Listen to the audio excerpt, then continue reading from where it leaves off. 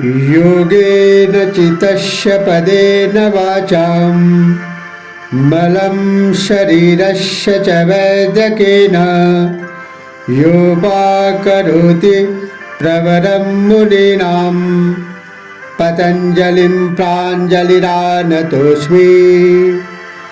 आबाहु पुरुषाकरं शङ्खचक्राशिधारिणं सहस्रशीर्षं श्वेतं प्रणमामि पतंजलि। आज का विषय है योग दर्शन। योग दर्शन भारतीय समस्त 6 आस्तिक दर्शनों में से प्रमुख है। महर्षि पतंजलि कृत योग दर्शन एक अमूल्य निधि है जो शरीर, इंद्रिय, मन के समस्त बंधनों के विषय में स्पष्ट विवेचन करता है। पातंजल योग सूत्र 4 पादों में विभक्त है। प्रथम पाद समाधि पाद। इसमें योग के स्वरूप, उद्देश्य और लक्षण, चित्त वृत्तियों के उपाय तथा भिन्न भिन्न प्रकार के योगों की विवेचना की गई है। इस पाद में कुल 51 सूत्र है जिसका संस्कृत और हिंदी में अनुवाद प्रस्तुत किया जाएगा। दूसरा पाद साधन पाद कहलाता है। इसमें क्रिया योग, क्लेश, कर्मफल और उनका दुखात्मक स्वभाव, दुख आदि चतुष्टय, दुख का निदान, दुख की निवृत्ति और दुख निवृत्ति का उपाय आदि विषयों का वर्णन है। इसमें कुल 55 सूत्र हैं जिसका संस्कृत और हिंदी में अनुवाद प्रस्तुत किया जाएगा। तीसरा पाद विभूति पाद कहलाता है। इसमें योग की अंतरंग अवस्थाओं तथा योगाभ्यास, सिद्धियों का वर्णन आदि का विवेचन किया गया है। इसमें कुल 56 सूत्रों का संस्कृत और हिंदी अनुवाद प्रस्तुत किया जाएगा। चौथा पाद कैवल्य पाद है। इसमें मुख्यतः कैवल्य या मुक्ति के स्वरूप का विवेचना की गई है। इसमें कुल 34 सूत्र है जिसका संस्कृत और हिंदी में अनुवाद प्रस्तुत किया जा रहा है। आज योग दर्शन के अंतर्गत चारों पाठ, चारों पाद, चारों लेसन, जिसमें 196 सूत्र हैं, सभी का संस्कृत और हिंदी अनुवाद प्रस्तुत किया जा रहा है। अथ समाधिपाद। समाधिपाद का पहला सूत्र है अथ योगानुशासनम। अब परंपरागत योग विषयक शास्त्र आरंभ करते हैं। सूत्र 2 योगश्चित्त वृत्ति निरोध। चित्त की वृत्तियों का सर्वथा रुक जाना निरोध योग है। सूत्र 3 तदा दृष्टो स्वरूपेवस्थानम। उस समय दृष्टा अर्थात आत्मा की अपने स्वरूप में स्थिति हो जाती है। सूत्र 4, वृत्ति सारूप्य मित्रत्र। दूसरे समय में दृष्टा अर्थात आत्मा का वृत्ति के सदृश स्वरूप होता है।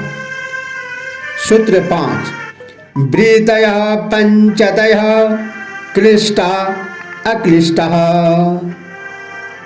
वृत्तियां 5 प्रकार की है और उनके प्रत्येक के क्लिष्ट और अक्लिष्ट 2 भेद हैं। सूत्र 6, प्रमाण विपर्यय विकल्प निद्रा स्मृतयः। प्रमाण, विपर्यय, विकल्प, निद्रा और स्मृति ये 5 वृत्तियां हैं। प्रमाण वृत्ति, विपर्यय वृत्ति, विकल्प वृत्ति, निद्रा वृत्ति एवं स्मृति वृत्ति। सूत्र 7, प्रत्यक्षानुमानागमः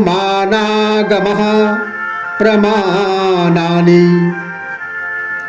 प्रत्यक्ष, अनुमान और आगम भेद के अनुसार प्रमाण वृत्ति 3 प्रकार की है। प्रत्यक्ष प्रमाण, अनुमान प्रमाण और आगम प्रमाण।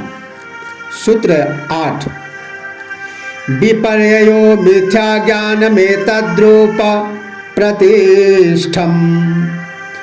वस्तु में अन्य वस्तु का जो मिथ्या भ्रमपूर्ण ज्ञान होता है वह विपर्यय है। सूत्र 9, शब्द ज्ञानानुपाति वस्तु शून्यो विकल्पः। वस्तु के न रहते हुए भी शब्द ज्ञान मात्र से उत्पन्न चित्त वृत्ति को विकल्प कहते हैं। सूत्र 10, अभाव प्रत्यालंबला वृत्तिर्निद्रा। अभाव के ज्ञान का आलंबन करने वाली, ग्रहण करने वाली वृत्ति निद्रा है।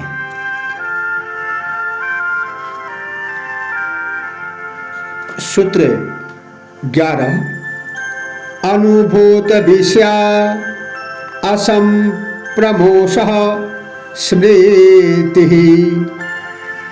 अनुभव किए हुए विषय का विस्मरण ही स्मृति है।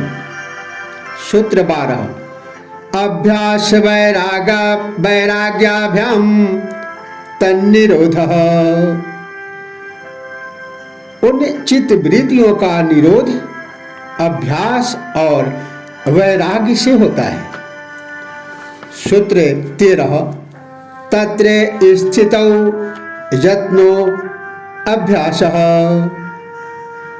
इन दोनों अभ्यास और वैराग्य से, अभ्यास और वैराग्य में से चित्त वृत्तियों को रोकने के लिए बार बार यत्न करना, बार बार प्रयत्न करना, यही अभ्यास कहलाता है।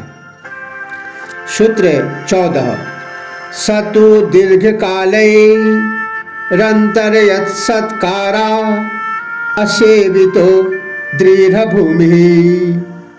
परंतु वह अभ्यास दीर्घ काल तक निरंतर श्रद्धा पूर्वक सेवन किए जाने पर दृढ़ अवस्था वाला हो जाता है। सूत्र 15, दृष्टानुश्रविक विषय वितृष्णस्य वशीकारः संज्ञा वैराग्यम।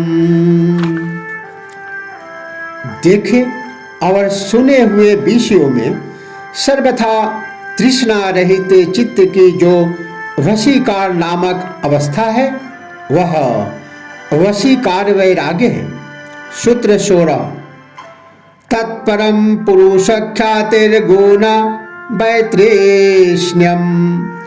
पुरुष के ज्ञान से आत्मज्ञान होने पर प्रकृति के गुणों में तृष्णा का सर्वथा अभाव हो जाना परम वैराग्य है।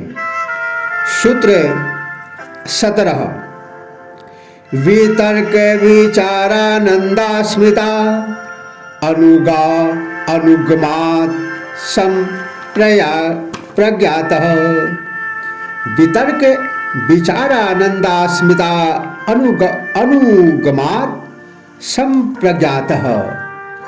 अर्थात वितर्क, विचार, आनंद और अस्मिता इन चारों के संबंध से युक्त चित्त वृत्ति का समाधान संप्रज्ञात योग अर्थात समाधि है, संप्रज्ञात समाधि है। सूत्र 18 वीराम प्रत्ययाभ्यास पूर्व संस्कार शेष अन्य। परावैराग्य के बार बार अभ्यास करने से जब मानसिक क्रियाएं शांत होकर केवल संस्कार शेष रह जाते हैं तो वह असंप्रज्ञात समाधि है। सूत्र 19 भव प्रत्ययो विदेह प्रकृति लयानाम। विदेह और प्रकृति लय योगियों का उपयुक्त योग भव प्रत्यय कहलाता है। सूत्र 20 श्रद्धा वीर्य स्मृति समाधि प्रज्ञा पूर्वक इतरेषां। विदेह और प्रकृति लयों से भिन्न योगियों को श्रद्धा, वीर, स्मृति, समाधि और प्रज्ञा आदि उपायों से असंप्रज्ञात समाधि सिद्ध होती है। सूत्र 21 तीव्र संवेगाना माशनः। जिनके साधन की गति तीव्र है उनकी निर्बीज समाधि शीघ्र होती है। सूत्र 22 मृदु मध्याधिमात्रत्वा ततोपि विशेषः। साधन की मात्रा हल्की, मध्यम और उच्च होने के कारण तीव्र संवेग वालों में भी काल का भेद हो जाता है। सूत्र 23 ईश्वरे प्रणिधानाद्वा। इसके सिवा ईश्वर भक्ति यानी शरणागति से निर्वीज समाधि की सिद्धि शीघ्र होती है। सूत्र 24 कलेश कर्म विपाकाश यैरपरामृष्टः पुरुष विशेषः ईश्वरः। जो क्लेश कर्मों के फल और कर्मों के संस्कारों के संबंध से रहित है तथा समस्त पुरुषों से उत्तम पुरुषोत्तम है वह ईश्वर है। सूत्र 25 तत्र निरतिशयम सर्वज्ञ बीजम। उस ईश्वर से सर्वज्ञता का बीज ज्ञान निरतिशय है। सूत्र 26 पूर्वेशामपि गुरुः कालेन नवच्छेदात्। वह ईश्वर पूर्वजों का भी गुरु है क्योंकि उसका काल से अवच्छेद नहीं है, वह अनादि है, अनंत है। सूत्र 27 तस्य वाचकः प्रणवः। उस ईश्वर का वाचक नाम प्रणव अर्थात ओंकार है। सूत्र 28 तज्जपस्तदर्थ भावनम। उस ओंकार का जप और उसके अर्थ स्वरूप परमेश्वर की भावना करनी चाहिए। सूत्र 29 ततः प्रत्यक् चेतनाधिगमो अभ्यंतराय भावस्य।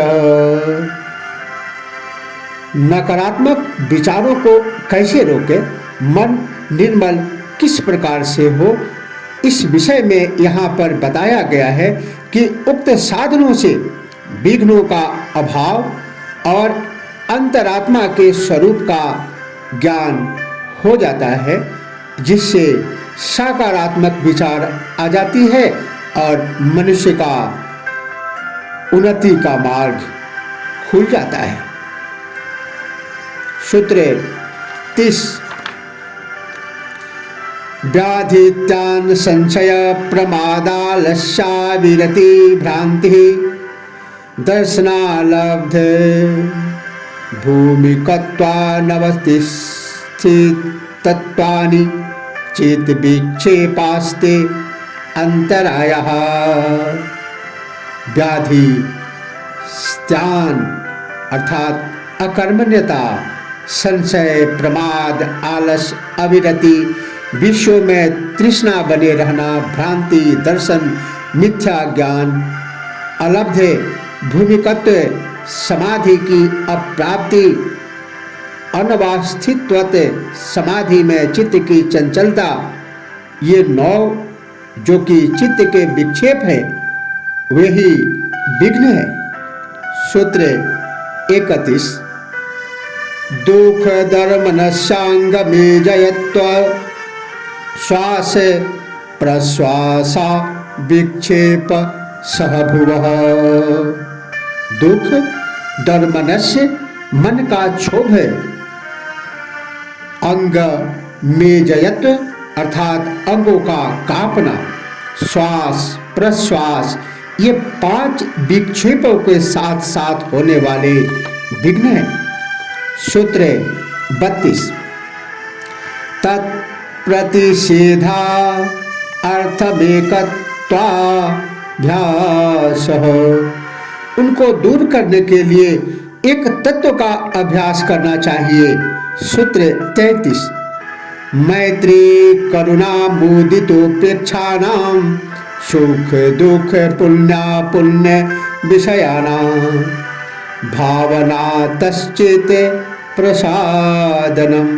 मैत्री करुणा मुदितोपेक्षानां सुख दुख पुण्य अपुण्य विषयानां भावना तश्चित प्रसादनम अर्थात सुखी जनों से मित्रता, दुखियों पर दया, पुण्यात्माओं में हर्ष और प्राणियों से दया, पापियों से उपेक्षा की भावना से चित्त प्रसन्न होता है। सूत्र 34 प्रच्छर्दन विधारणाभ्याम वा प्राणस्य अथवा प्राण वायु को बार बार निकालने और रोकने के अभ्यास से भी चित्त प्रसन्न होता है। सूत्र 35 विषयवती वा प्रवृत्ति रुत्पन्ना मनसा स्थिति निबंधनी अथवा विषय वाली वृत्तियां प्रवृत्तियां गंध रूप रस शब्द स्पर्श आदि उत्पन्न होकर मन की स्थिति को बांधने वाली हो जाती है। सूत्र 36 विशोका वा ज्योतिष्मति इसके विषय शोक रहित प्रकाश वाली प्रवृत्ति उत्पन्न हो जाए तो वह भी मन की स्थिति को बांधने वाली होती है, मन को स्थिर करने वाली होती है। सूत्र 37 वीतराग विषयां वा चेतम अथवा राग द्वेष रहित महात्माओं के शुभ चरित्र का ध्यान करने से भी मन स्थिर होता है। सूत्र 38 स्वप्न निद्रा ज्ञानालंबनम वा अथवा स्वप्न और निद्रा के ज्ञान का अवलंबन करने से भी चित्त स्थिर होता है। सूत्र 39 यथाभिमतध्यानाद्वा अभीष्ट विषय के ध्यान से भी मन स्थिर होता है। सूत्र 40। परमाणु परमा महत्वान्तो अस्य वशीकारः। पूर्वोक्त उपायों से स्थित हुआ मन स्थूल से स्थूल और अत्यंत सूक्ष्म परमाणु से लेकर परम महत्त्व तक सभी विषयों में स्थिर हो जाता है। सूत्र 41। क्षीण वृत्तेरभिजातस्यैव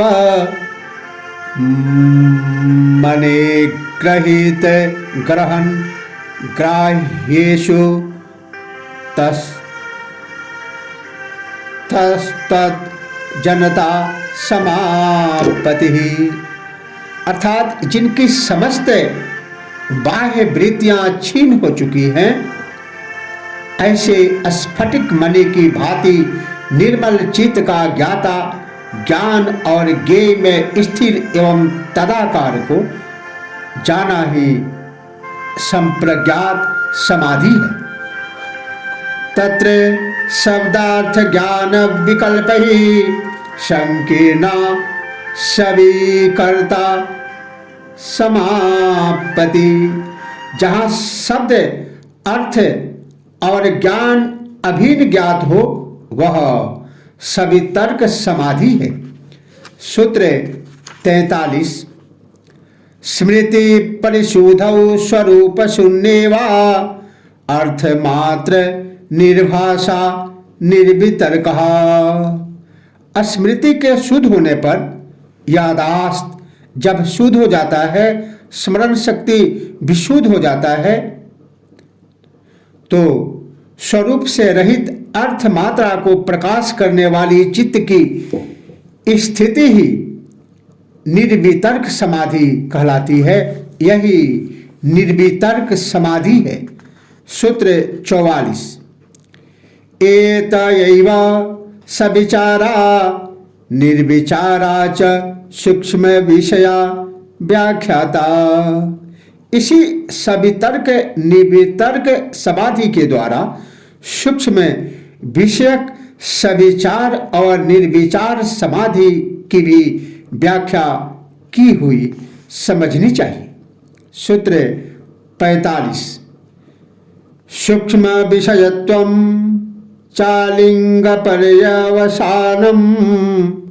और सूक्ष्म विषयता अलिंग प्रकृति पर्यंत है। सूत्र 46। ता एव सबीज समाधि। वे सब की सब ही उपर्युक्त चारों सबीज समाधि है। सूत्र 47। निर्विचारा वैशारद्ये अध्यात्म प्रसादः। निर्विचार समाधि अत्यंत निर्मल होने पर अध्यात्म प्रसाद प्राप्त होता है। सूत्र 48। ऋतंभरा तत्र प्रज्ञा। उस समय योगी की बुद्धि ऋतंभरा अर्थात सत्य को धारण करने वाली हो जाती है। सूत्र 49। श्रोतानुमान प्रज्ञाभ्यासन्य विषया विशेषा तत्वा। अर्थात श्रुति और अनुमान से होने वाली बुद्धि की अपेक्षा इस बुद्धि का विषय भिन्न है, क्योंकि यह विशेष अर्थ वाली है। सूत्र 50। तज्जह संस्कारो अन्य संस्कार प्रतिबंधी। अर्थात इस ऋतंभरा प्रज्ञा से उत्पन्न संस्कार अन्य संस्कार का प्रतिबंधक है, बाधा करने वाला है। सूत्र 51। तस्यापि विरोधे सर्वे निरोधा निर्विजा समाधि, उसका भी निरोध हो जाने पर, सबका निरोध हो जाने के कारण निर्बीज समाधि हो जाती है। इति समाधिपाद। इस प्रकार योग दर्शन के अंतर्गत यह पहला पाद समाधिपाद संपन्न हुआ। अब दूसरा पाद साधन पाद शुरू करते हैं। अथ साधन पाद।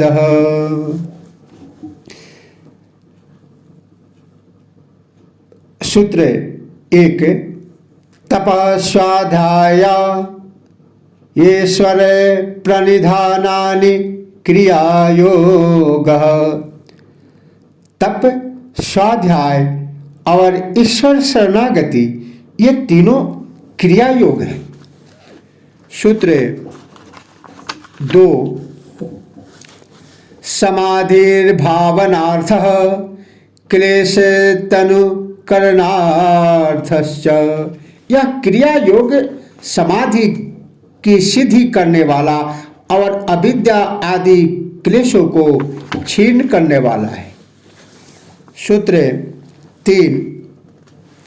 अविद्या अस्मिता राग द्वेषा अभिनिवेशः क्लेशः। अविद्या, अस्मिता, राग द्वेष और अभिनिवेश ये 5 क्लेश है। सूत्र 4। अविद्या क्षेत्र मूतरेषां प्रसुप्त तनु विच्छिन्नो दाराणाम। प्रसुप्त, शिथिल, दबे हुए और कार्य प्रवृत्ति अस्मिता, राग द्वेष तथा अभिनिवेश क्लेशों की उत्पत्ति भूमि अविद्या है। सूत्र 5। अनित्या सूचि दुखानात्मसु नित्य सूचिता सुखात्मा ख्याति रविद्या। अनित्य, अपवित्र, दुख और अनात्मा में नित्य पवित्र सुख और आत्मभाव की प्रतीति अविद्या है। सूत्र 6। दृग् दर्शन शक्तोरेकात्मतेवा अस्मिता। दृक् शक्ति अर्थात आत्मा और दर्शन शक्ति प्रकृति का एक सा भाव होना अस्मिता है। सूत्र 7।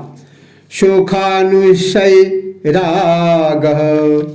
सुख भोगने की इच्छा के पश्चात पुनः पुनः बार बार सुख भोगने की इच्छा राग है।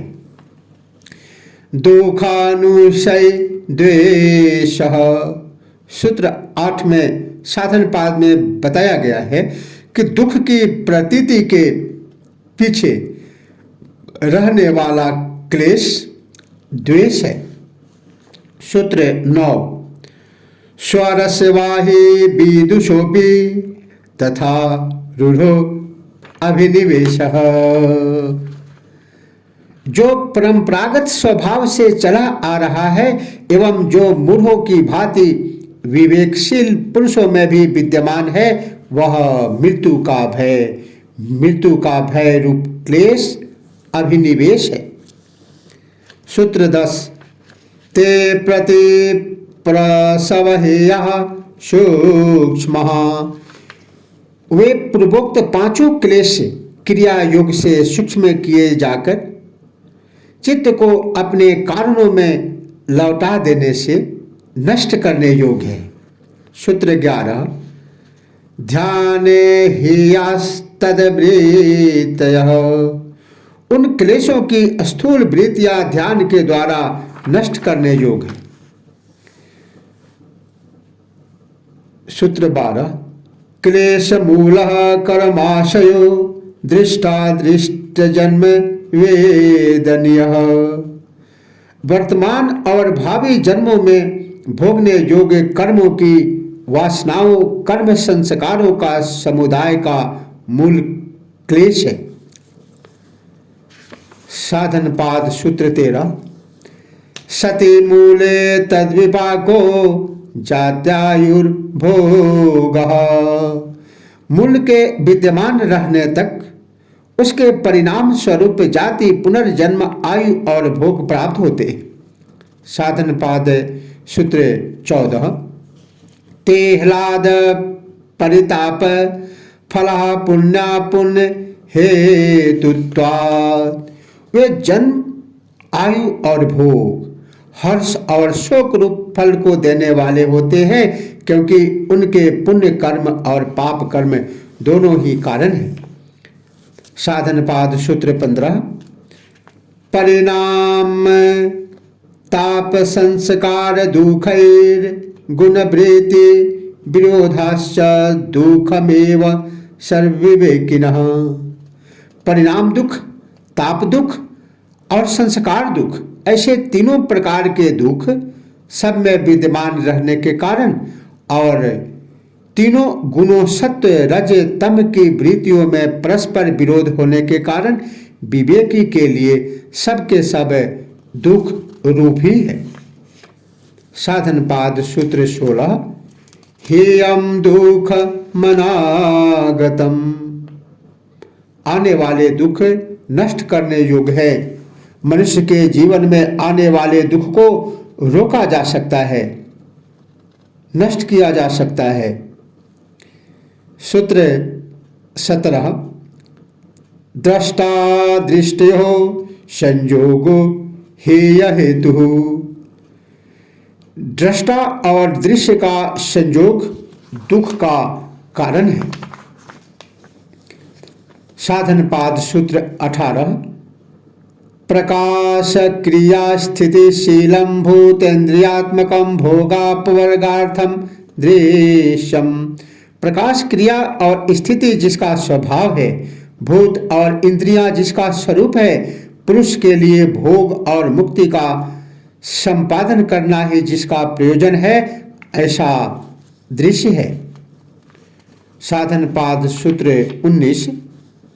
विशेष विशेष लिंग मात्रा लिंगानि गुण पर्वाणि। विशेष, अविशेष, लिंग मात्र और अलिंग मात्र, ये 4 गुणों की अवस्थाएं हैं।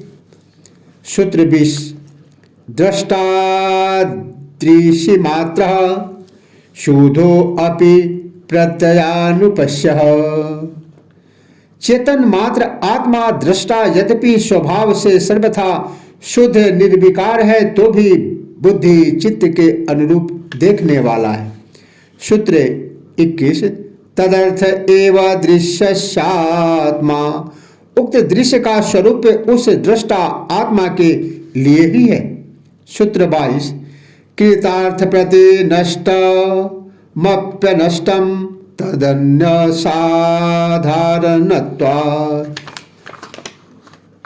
सिद्ध पुरुष के लिए यह दृश्य नष्ट होता हुआ भी अन्य साधारणों के लिए वह नष्ट नहीं हुआ है। साधन पाद सूत्र 23। स्वस्वामी शक्तयो स्वरूपोलब्धि हेतु संयोगः। स्वशक्ति अर्थात प्रकृति और स्वामी शक्ति अर्थात पुरुष आत्मा, इनके स्वरूप की प्राप्ति के लिए ही इन दोनों का संयोग हुआ है। साधन पाद सूत्र 24। तस्य हेतु रविद्या। उस संयोग का कारण अविद्या है। सूत्र 25। तद भावात् संयोगा भावो हानम तदृशे कैवल्यम। इस अविद्या के अभाव में संयोग का अभाव हो जाता है, जिसे हान, पूर्व जन्म आदि भावी दुखों का अंत कहते हैं। वही चेतन आत्मा का कैवल्य है। सूत्र 26। विवेख्यातिरविप्लवा हानोपाय।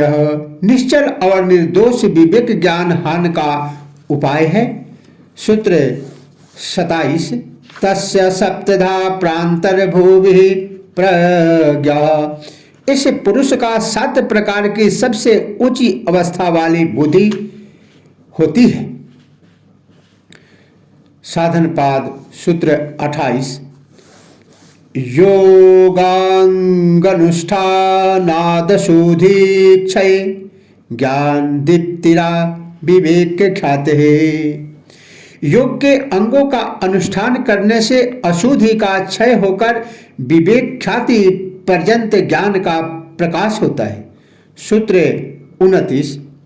यम नियम आसन प्राणायाम प्रत्याहार धारणा ध्यान समाधयो अष्टावंगानि।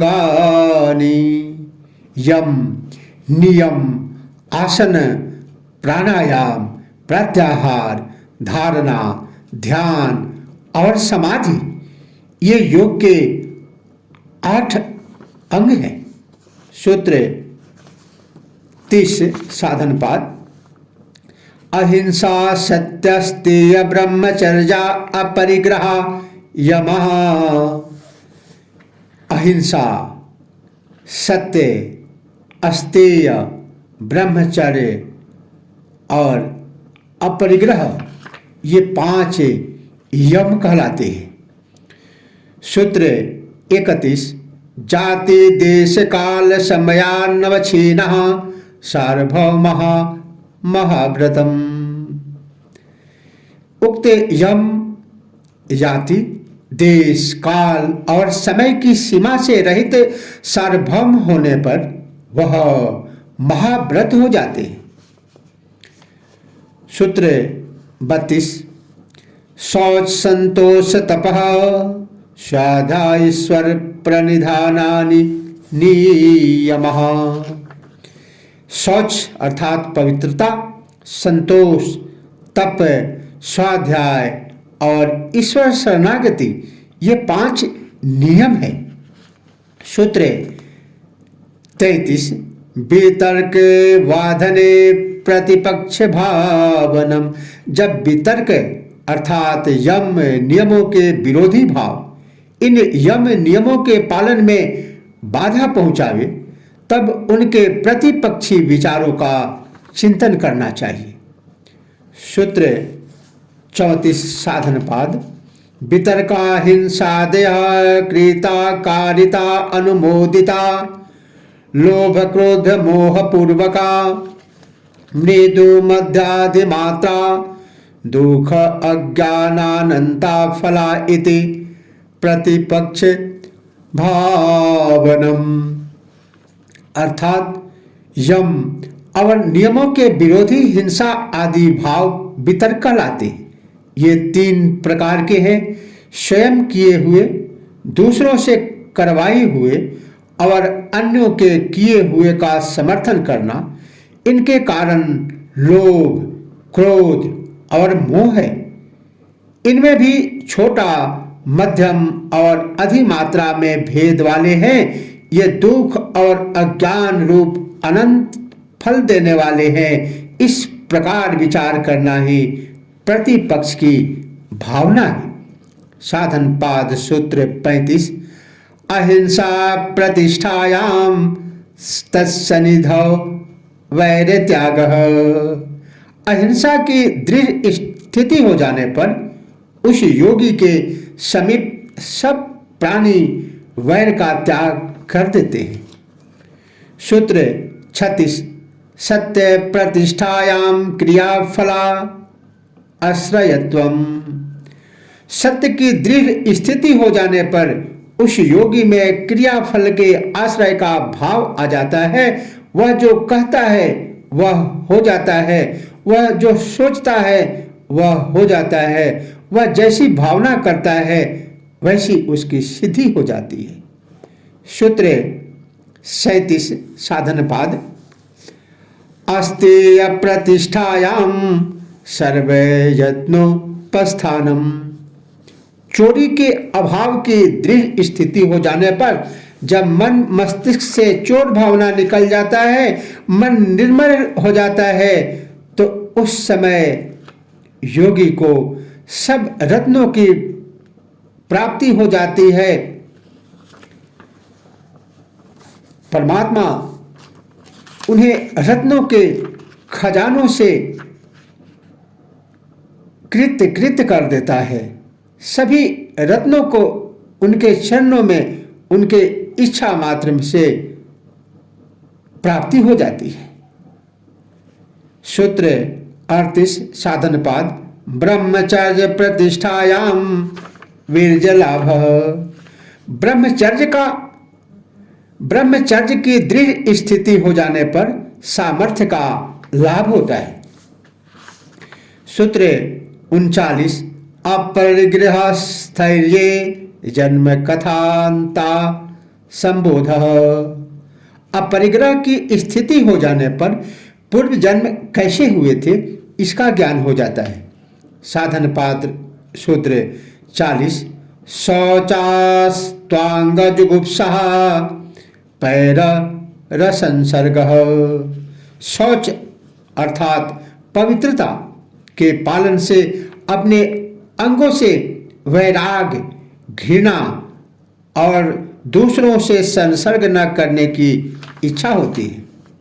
सूत्र 41 सत्वशुद्धि सौमनस्यैकाग्रये इंद्रिय जयात्म दर्शन योग्यत्वानिच।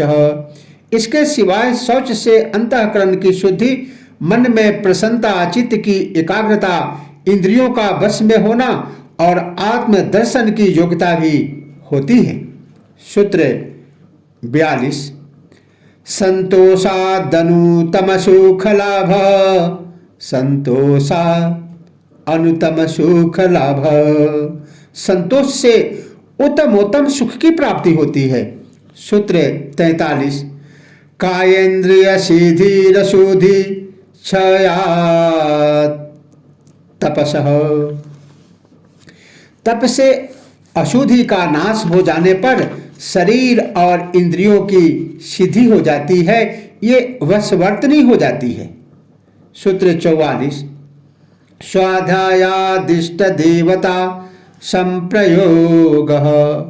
स्वाध्याय से इष्ट देवता का साक्षात्कार होता है। साधनपाद सूत्र 45 समाधि सिद्धिरीश्वर प्रणिधानात्। ईश्वर प्रणिधान से समाधि की सिद्धि हो जाती है। सूत्र 46 स्थिर सुखम आसनम आसनम।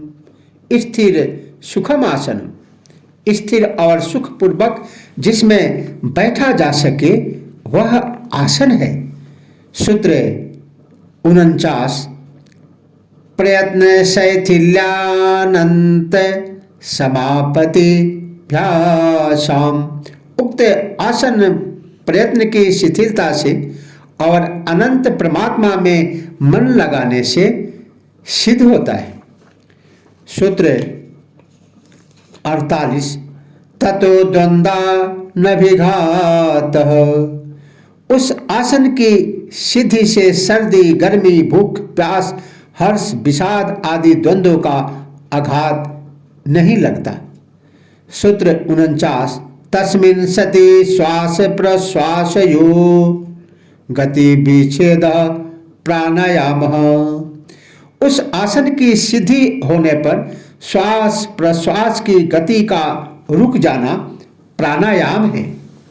सूत्र 50 बाह्याभ्यंतर स्तंभ वृत्ति देश काल संख्या भी परिदृष्टो दीर्घ सूक्ष्म। बाह्य, अभ्यंतर और स्तंभ वृत्ति वाला प्राणायाम देश काल और संख्या से देखा गया लंबा और हल्का होता है। बाह्य वृत्ति, अभ्यंतर वृत्ति, स्तंभ वृत्ति। सूत्र 51 बाह्य अभ्यंतर विषया क्षेपी चतुर्थ। बाह्य और भीतर के विषयों का त्याग कर देने से अपने आप होने वाला यह चौथा प्राणायाम है। सूत्र 52 ततः क्षीयते प्रकाशावरणम। उससे प्राणायाम के अभ्यास से ज्ञान रूपी प्रकाश को ढकने वाला जो अज्ञान का आवरण है वह छीन हो जाता है और मनुष्य असतो मां सद्गमय, असत से सत्य के मार्ग पर, तमसो मां ज्योतिर्गमय, घोर अंधकार से तेज प्रकाश की ओर, मृत्यु मां अमृतम गमय, और मृत्यु के मार्ग को अवरुद्ध कर अमरत्व के मार्ग पर इस विधि से अग्रसर हो जाता है। सूत्र 53 धारणा सोच योग्यता मनसः, प्राणायाम की सिद्धि से मन में धारणा की योग्यता आ जाती है। साधन पाद सूत्र 54 स्विषया संप्रयोगे चित्तस्य स्वरूपानुकार इवेन्द्रियाणां प्रत्याहारः, जब इंद्रियों का शब्द आदि स्व विषयों से संबंध नहीं रहता तब उनका चित्त के स्वरूप में तदाकार सा हो जाना प्रत्याहार है। सूत्र 55 ततः प्रमावश्येतेन्द्रियाणां, योग दर्शन। साधन पाद योग दर्शन के अंतर्गत दूसरे पाठ का यह अंतिम सूत्र, ततः प्रमावश्येतेन्द्रियाणाम, इस प्रत्याहार से इंद्रियां पूर्ण वशवर्तनी होती है। इसी के साथ योग दर्शन पतंजल योग सूत्र का यह अंतिम सूत्र और दूसरा पाठ साधन पाद संपन्न हुआ। अथ तृतीय पाद विभूति पाद। अभी तीसरा पाठ थर्ड लेसन विभूति पाद आरंभ करते हैं। विभूति पाद प्रथम सूत्र ओम देशबंध चेतस्य धारणा, चित्त के किसी एक देश एक स्थान में नासिका के अग्रभाग, नाभि, हृदय, भ्रिकुटी, सूर्य, चंद्र, ध्रुव आदि में ठहराना, यह धारणा है। सूत्र 2 विभूतिपाद तत्र प्रत्यैकतानता ध्यानम, जहाँ चित्त को लगाया जाए उसी में चित्त का एक तार चलना ध्यान है। सूत्र 3 तदेवार्थ मात्र निर्भासम स्वरूप शून्यमिव समाधि, चित्त जिसका ध्यान कर रहा हो उसका स्वरूप शून्य होकर जब केवल ध्येय मात्र की ही प्रतीति होती है तो वह समाधि है। सूत्र 4 विभूतिपाद त्रयमेकत्र संयम, धारणा, ध्यान, समाधि तीनों एक ही वस्तु में स्थित हो जाए तो वह संयम कहलाता है। सूत्र 5 विभूतिपाद तजयात प्रज्ञालोकः, उस संयम के जैसे उस संयम के द्वारा उस संयम पर विजय प्राप्त करने से प्रज्ञा का प्रकाश होता है। ज्ञान चक्षु खुल जाती है। ज्ञानम मनुजस्य तृतीय नेत्रम कहा गया है।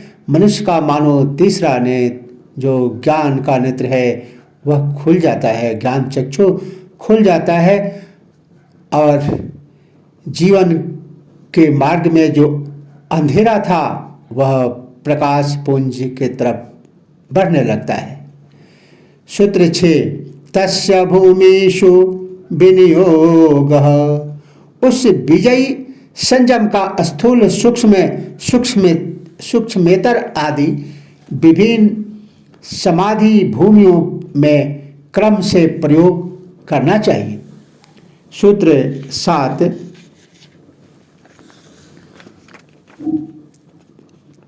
त्रय मंतरंगम पूर्वेभ्यः, पहले कहे हुए यम नियम आदि की अपेक्षा ये तीनों धारणा, ध्यान, समाधि अंतरंग है। सूत्र 8। तदपि बहिरंग निर्वीजस्य, वे भी धारणा, ध्यान, समाधि, निर्वीज समाधि के बहिरंग साधन है। विभूतिपाद सूत्र 9। व्युत्थान निरोध संस्कार्योरभिभव प्रादुर्भावौ निरोध क्षण चित्तान्वयो निरोध परिणामः। व्युत्थान अवस्था के संस्कारों का दब जाना और निरोध अवस्था के संस्कारों का प्रकट हो जाना, निरोध काल में चित्त का इन दोनों संस्कारों में अनुगत अर्थात व्याप्त होना निरोध परिणाम है। विभूतिपाद सूत्र 10। तस्य प्रशांतवाहिता संस्कारात्, निरोध संस्कार से चित्त की गति प्रशांत होती है। विभूतिपाद सूत्र 11। सर्वार्थैकाग्रतयो क्षयोद्यौ चित्तस्य समाधि परिणामः, सब प्रकार के विषयों का चिंतन करने की वृत्ति का क्षय हो जाना और किसी एक ही ध्येय विषय को चिंतन करने वाली एकाग्रता अवस्था का उदय हो जाना, यह चित्त का समाधि परिणाम है। सूत्र 12। ततः पुनः शांतोदितौ तुल्य प्रत्यौ चेतस्यैकाग्रता परिणामः, तब फिर शांत और उदय होने वाली दोनों ही वृत्तियां एक सी हो जाती है, तब वह चित्त का एकाग्रता परिणाम है। सूत्र 13। एतेन भूतेन्द्रियेषु धर्म लक्षणावस्था परिणामा व्याख्यातः, उपर्युक्त चित्त के परिणामों से पांचों भूतों में और सब इंद्रियों में होने वाले धर्म लक्षण और अवस्था परिणाम कहे जा चुके हैं। धर्म परिणाम, लक्षण परिणाम, अवस्था परिणाम। सूत्र 14। शांतोदिता व्यक्त देश धर्मानुपाति धर्मी, अतीत, वर्तमान और आने वाले धर्मों में जो व्याप्त रहता है, आधार रूप में विद्यमान रहता है, वह धर्मी है। सूत्र 15। विभूतिपाद। क्रमान्यतम परिणामान्यत्वे हेतुः, परिणाम की भिन्नता में क्रम की भिन्नता कारण है। सूत्र 16। परिणामात्र संशयमादतीत्यानागत ज्ञानम, उक्त तीनों परिणामों में संयम करने से भूत और भविष्य का ज्ञान हो जाता है। सूत्र 17। शब्दार्थ प्रत्ययानामितरेतराध्यासात् संस्कारास्तत्प्रविभाग संयमात् सर्वभूत रुत ज्ञानम, शब्द, अर्थ और ज्ञान तीनों का जो एक में दूसरे का अभ्यास हो जाने के कारण मिश्रण हो रहा है, उसके विभाग में संयम करने से संपूर्ण प्राणियों की वाणी का ज्ञान हो जाता है। सूत्र 18। विभूतिपाद। संस्कार साक्षात्करणात् पूर्व जाति ज्ञानम, संयम द्वारा संस्कारों का साक्षात कर लेने से पूर्व जन्मों का ज्ञान हो जाता है। सूत्र 19। विभूतिपाद। प्रत्ययस्य परचित ज्ञानम दूसरों की चित्त वृत्ति के संयम करने से उसके चित्त का ज्ञान हो जाता है। सूत्र 20 पातंजल योग सूत्र विभूति पाद। न च तत्सालंबनम तस्या विषये भूतत्वात्। दूसरों के चित्त विषय रहित साक्षात नहीं होता क्योंकि वह संयम का विषय नहीं है। सूत्र 21 काया स्वरूप संयमात् तद ग्राह्य शक्ति स्तंभे चक्षु प्रकाशा संप्रयोगे अंतर्धानम। शरीर के रूप में संयम करने से जब उसकी ग्राह्य शक्ति रोक ली जाती है तब चक्षु के प्रकाश का उसके साथ संबंध न होने से कारण योगी अंतर्धान हो जाता है। सूत्र 22 सोपक्रमम निरूपक्रमम च कर्म तत्संयमात् परांतर ज्ञान मरिष्टेभ्यो वा। उपक्रम सहित और उपक्रम रहित कर्मों में संयम करने से अथवा अरिष्टों बुरे चिन्हों से भी मृत्यु का ज्ञान हो जाता है। सूत्र 23 मैत्र्यादिषु बलानि। मैत्री आदि भावनाओं मैत्री, करुणा, मुदिता आदि में संयम करने से योगी को अमोघ बल प्राप्त होता है। सूत्र 24 बलेषु हस्ते बलानि। भिन्न भिन्न बलों में हाथी, सिंह, अश्व आदि संयम करने से हाथी आदि के बल के सदृश बल प्राप्त होता है। सूत्र 25 प्रवृत्त्यालोकन्यासात् सूक्ष्म व्यवहिते विप्रकृष्ट ज्ञानम। ज्योतिषमती प्रवृत्ति का प्रकाश डालने से सूक्ष्म व्यवधान युक्त और दूर देश में स्थित वस्तुओं का ज्ञान हो जाता है। सूत्र 26 भुवन ज्ञानम सूर्य संयमात। सूर्य में संयम करने से समस्त लोकों का ज्ञान हो जाता है। सूत्र 27 चंद्रे तारा ब्रूह ज्ञानम। चंद्रमा में संयम करने से सब तारा समूह का ज्ञान, खगोल शास्त्र का ज्ञान हो जाता है। सूत्र 28 ध्रुवे तद गति ज्ञानम। ध्रुव में संयम करने से उन ताराओं की गति का ज्ञान हो जाता है। सूत्र 29 नाभि चक्रे काव्य व्यूह ज्ञानम। नाभि चक्र में संयम करने से देह रचना का ज्ञान हो जाता है। सूत्र 30 कंठकूपे क्षुते पिपासा निवृत्ति। कंठकूप में संयम करने से भूख और प्यास की निवृत्ति हो जाती है। सूत्र 31 कूर्मनाड्यम स्थैर्यम। कूर्म नाड़ी में संयम करने से स्थिरता होती है। सूत्र 32 धूर्म ज्योतिषी सिद्ध दर्शनम। मूर्धा कपाल ज्योति में संयम करने से सिद्ध महात्माओं का दर्शन होता है।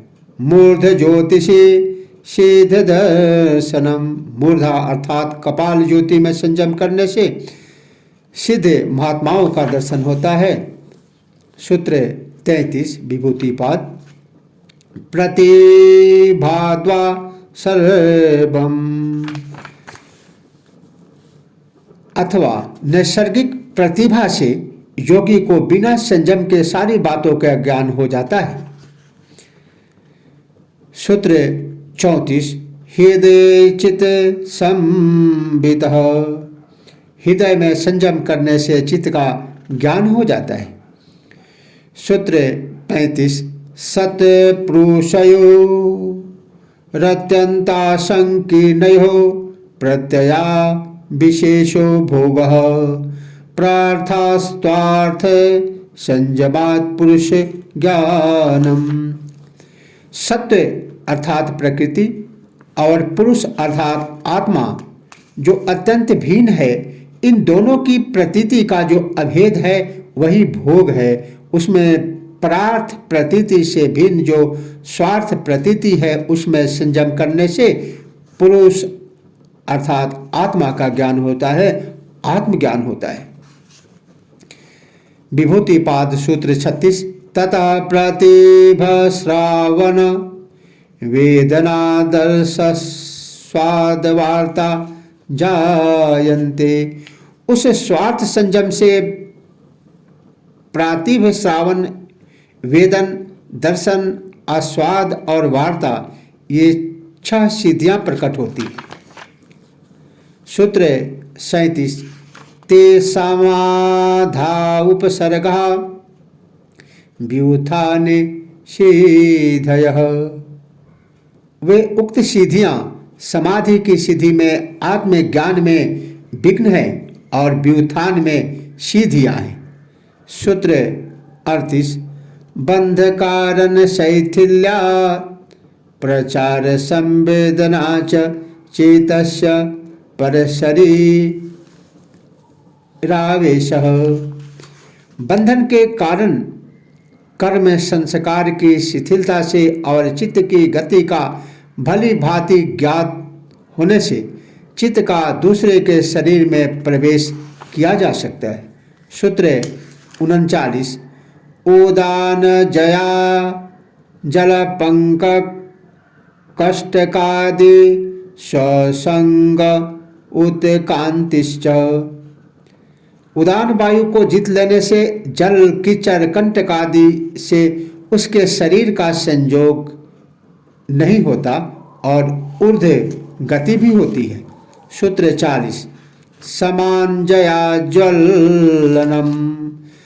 संयम द्वारा समान वायु को जीत लेने से योगी का शरीर दीप्तिमान हो जाता है। सूत्र 41। श्रोत्राकाशयो संबंध संयमादिव्यम श्रोत्रम। श्रोत्र अर्थात कान और आकाश के संबंध में संयम कर लेने से योगी के श्रोत्र दिव्य हो जाते हैं। सूत्र 42। कायाकाशयो संबंध संयमालघुतु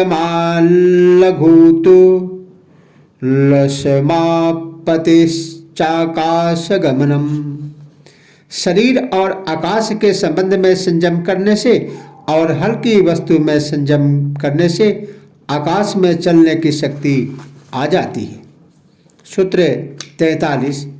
बहिर्कल्पिता वृत्तिर्महाविदेहा ततः प्रकाशावरणक्षयः।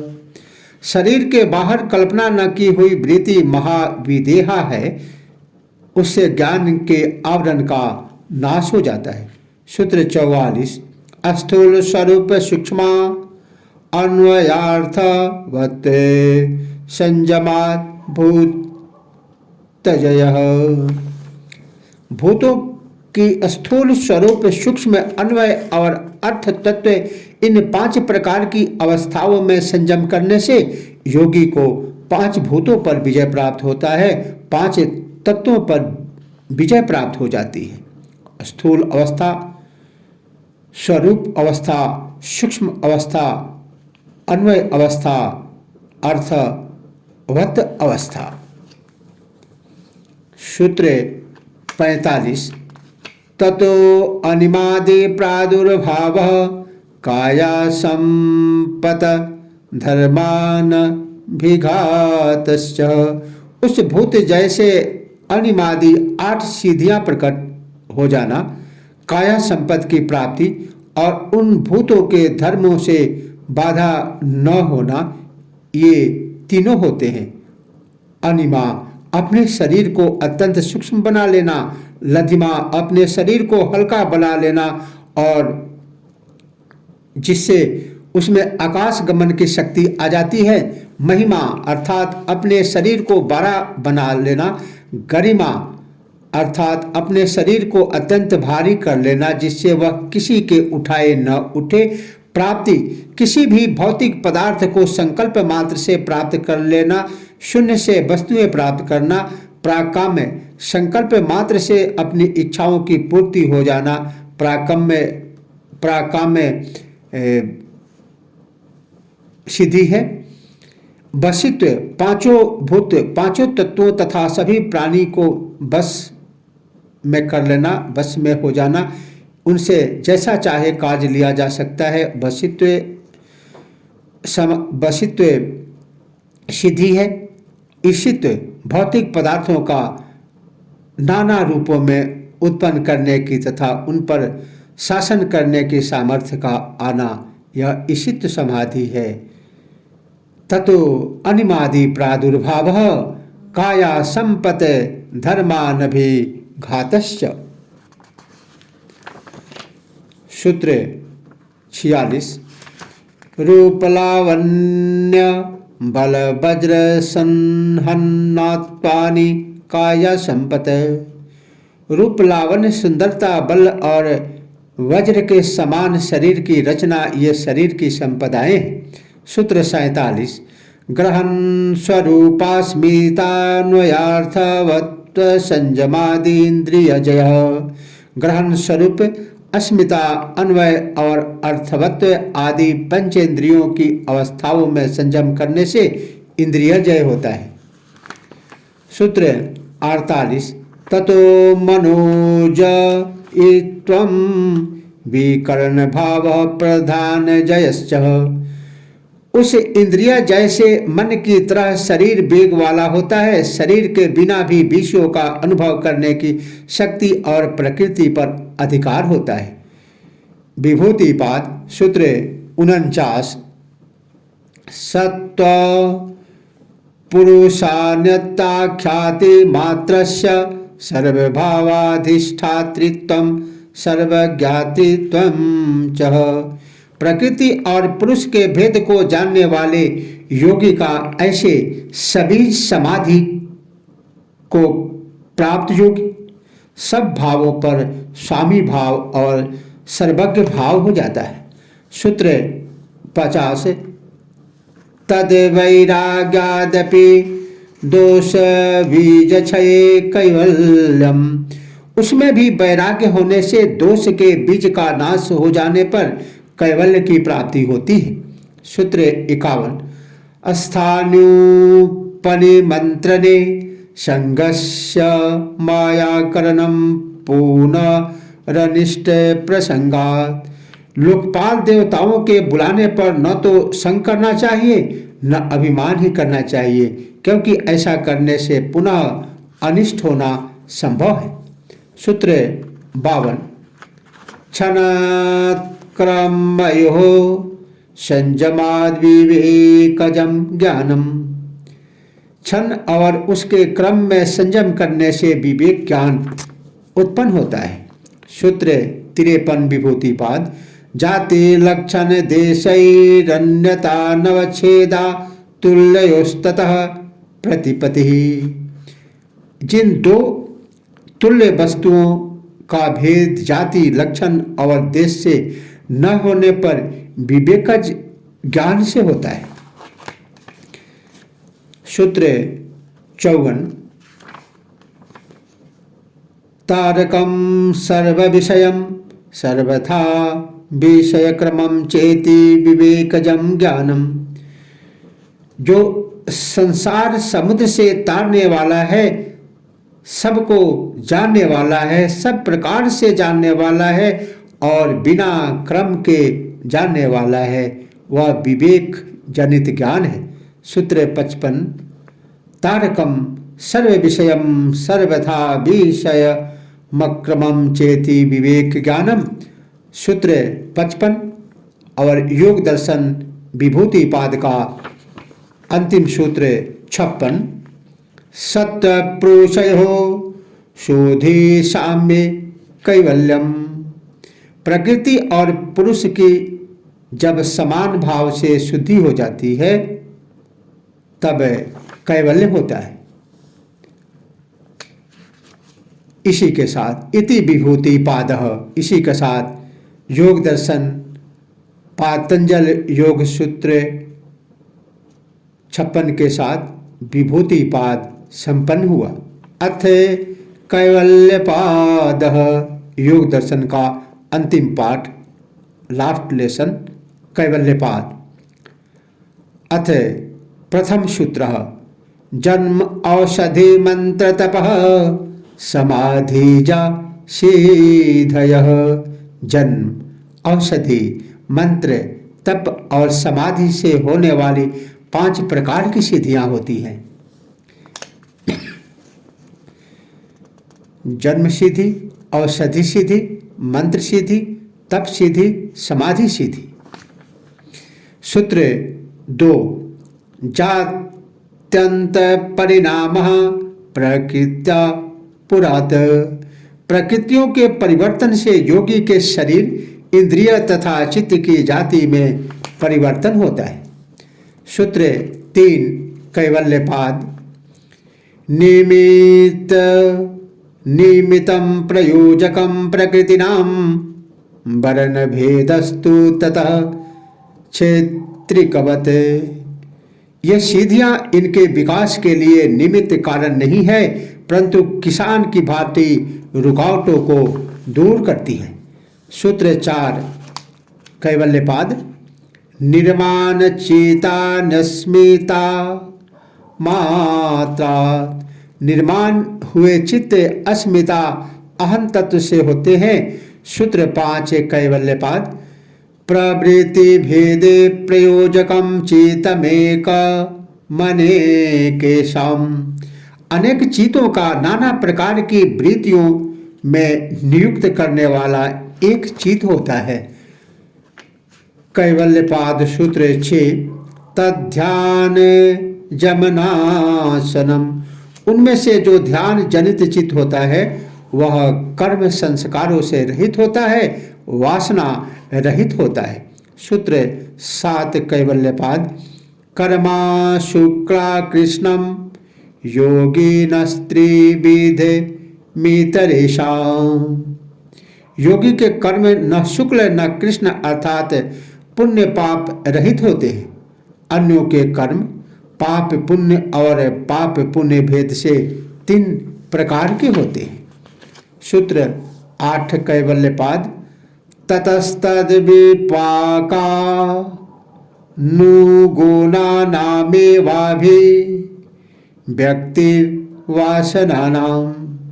उन 3 प्रकार के कर्मों से उनके फलानुसार वासनाएं प्रकट होती हैं। सूत्र 9, जाति देश काल्य बहितानामप्यानंतर्य स्मृति संस्कार्योरेकरूपत्वात्। जाति देश और काल का व्यवधान रहने पर भी स्मृति और संस्कारों का एक रूप होने के कारण वासनाओं में अंतर नहीं होता, ये एक रूप रहती है। सूत्र 10, कैवल्यपाद। तासामनादित्वं चाशिषो नित्यत्वात्। उन वासनाओं की अनादिता है क्योंकि प्राणी में अपने बने रहने की इच्छा नित्य अर्थात अनादिकाल से ही रही है। कैवल्यपाद। सूत्र 11, हेतु फलाश्रयालंबन ही संग्रहित्वादेश भावे तद्भावः। वासनाएं हेतु फल आश्रय और आलंबन से संग्रहित होती है। इन चारों का अभाव होने से उन वासनाओं का भी सर्वथा अभाव हो जाता है। सूत्र 12, कैवल्यपाद। अतीतानागतम स्वरूपतो अस्त्यद्य भेदा धर्मानाम। धर्मों में काल का भेद होता है, इस कारण जो धर्म अविद्या वासना चित्त और चित्त की वृत्तियां आदि अतीत हो गए हैं और जो अभी प्रकट नहीं हुए हैं वे भी स्वरूप में विद्यमान रहते हैं। सूत्र 13, कैवल्यपाद। ते व्यक्त सूक्ष्म गुणात्मानः। वे समस्त धर्म व्यक्त स्थिति में और सूक्ष्म स्थिति में सदैव गुण सत्व रज तम स्वरूप ही है। सूत्र 14, कैवल्यपाद। परिणामैकत्वात् वस्तु तत्वम। परिणाम की एकता से वस्तु तत्व एक है। सूत्र 15, कैवल्यपाद योग दर्शन। वस्तु साम्ये चित्त भेदा तयोर विभक्त पंथः। वस्तु में समता होने पर भी चित्त के भेद से वस्तु और चित्त का मार्ग भिन्न है। सूत्र 16 कैवल्यपाद। न चैकचित्ततंत्रम वस्तु तद प्रमाणकम तदा किम स्यात्। इसके सिवाय दृश्य वस्तु किसी एक चित्त के अधीन नहीं है, अन्यथा चित्त के अभाव में उस वस्तु का क्या होगा। सूत्र 17 तदुपरागापेक्षित्वा चित्तस्य वस्तु ज्ञाता ज्ञातम। विषय का चित्त पर प्रतिबिंब पड़ने से वस्तु का ज्ञान होता है, उपराग प्रतिबिंब न होने से ज्ञान भी नहीं होता। सूत्र 18 सदा ज्ञाताश्चेतवृत्तयः तत्प्रभो पुरुषस्य परिणामित्वात्। उस चित्त का स्वामी पुरुष आत्मा परिणामी नहीं है, इसीलिए चित्त की वृत्तियां उसे सदा ज्ञात रहती है। सूत्र 19 न तस्वाभासम दृश्यत्वात्। वह चित्त स्वप्रकाश नहीं है क्योंकि वह दृश्य है। सूत्र 20 एक समय चोभया नवधारणम। तथा एक समय में चित्त और विषय का ग्रहण नहीं हो सकता। सूत्र 21 चेतांतर दृश्य बुधि बुधेरति प्रसंग स्मृति संकरश्च।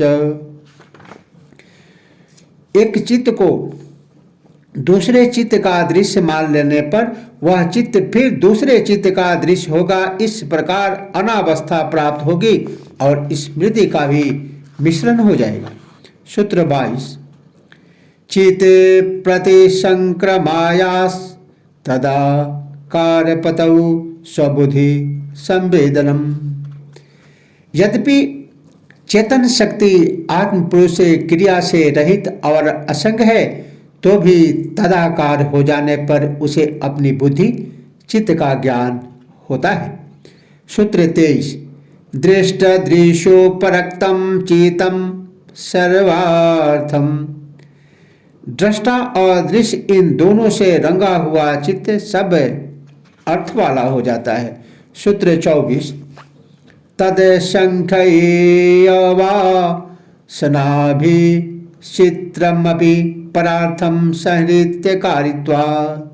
वह चित्त असंख्य वासनाओं से चित्रित होने पर भी दूसरों के लिए है, क्योंकि वह मिलजुल कर खाज करने वाला है। सूत्र 25 कैवल्यपाद विशेष दर्शिन आत्मभाव भावना निवृत्ति। समाधि जनित विवेक ज्ञान के द्वारा चित्त और आत्मा के भेद को प्रत्यक्ष कर लेने वाले योगी की आत्मभाव विषयक भावना सर्वथा निवृत्त हो जाती है। सूत्र 26 तस्य विवेके तस्य तदा विवेकानिम्नम कैवल्य प्रागभारम चेतम। कैवल्यपाद सूत्र 26 तदा विवेकानिम्नम कैवल्य प्रागभारम चेतम। उस समय योगी का चित्त विवेक में झुका हुआ और कैवल्य के अभिमुख हो जाता है। सूत्र 27 कैवल्यपाद तच्छिद्रेषु प्रत्यांतराणि संस्कारेभ्यः। उस समाधि के अंतराल में दूसरों पदार्थों का ज्ञान पूर्व संस्कारों से होता है। सूत्र 28 हानमेषां क्लेशवदुक्तम। उन संस्कार का विनाश क्लेशों की भांति कहा गया है। सूत्र 29 प्रसंख्याने अप्यकुशिदस्य सर्वथा विवेख्यातिर धर्म मेघ समाधि। जिस योगी का विवेक ज्ञान की महिमा में भी वैराग्य हो जाता है, उसका विवेक ज्ञान सर्वथा प्रकाशमान रहने के कारण उसको धर्म में मेघ समाधि प्राप्त हो जाती है।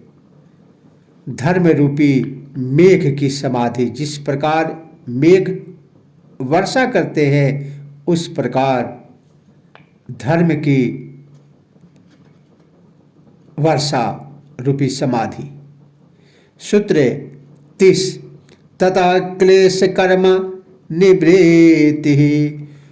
उस धर्म मेघ समाधि से क्लेश और कर्मों का सर्वथा नाश हो जाता है। सूत्र 31 तदा सर्वाभरण मलापेतस्य ज्ञानस्यानंत जायेयमल्पम। उस समय जिसके सब प्रकार के पर्दे और मल हट चुके हैं, ऐसा ज्ञान अनंत सीमा रहित हो जाता है। इस कारण ज्ञेय पदार्थ अल्प हो जाते हैं। कैवल्यपाद सूत्र 32 ततः कृतार्थानां परिणाम क्रम समाप्ति गुणानाम। उसके बाद अपने काम को पूरा कर चुकने वाले गुणों के परिणाम संबंधी क्रम की समाप्ति हो जाती है। सूत्र 33 कैवल्यपाद क्षण प्रतियोगी परिणामा परांतर निग्रह क्रम। प्रतिक्षण होने वाले परिणामों के पश्चात ग्रहण करने योग्य ज्ञान को क्रम कहते हैं।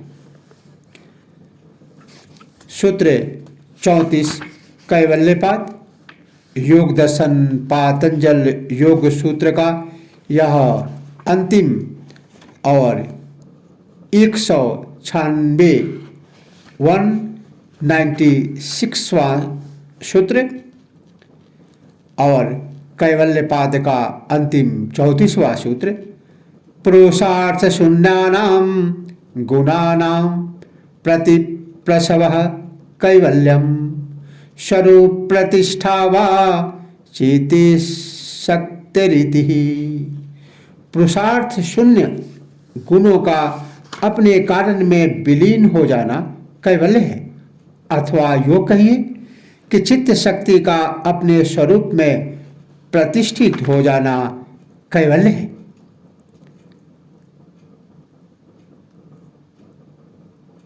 सृष्टि की गति वृत्ताकार है, इसीलिए जहाँ से आरंभ हुआ था वहाँ पुनः पहुँच जाने से ही वृत्त पूरा होता है। सृष्टि की यह समस्त गति वृत्त की परिधि पर थी। केंद्र पर पहुँच जाने पर समस्त गतियाँ समाप्त हो जाती है तथा वह स्थिर अवस्था में आकर दृष्टा मात्र रह जाता है। यही कैवल्यावस्था ईश्वर का धाम जगति का केंद्र है।